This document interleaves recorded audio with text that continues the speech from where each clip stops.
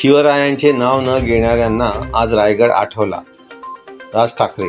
महाराष्ट्रात राजकीय चिखलपीक सुरू असल्याचे मत महाराष्ट्र नवनिर्माण सेनेचे प्रमुख राज ठाकरे यांनी व्यक्त केले.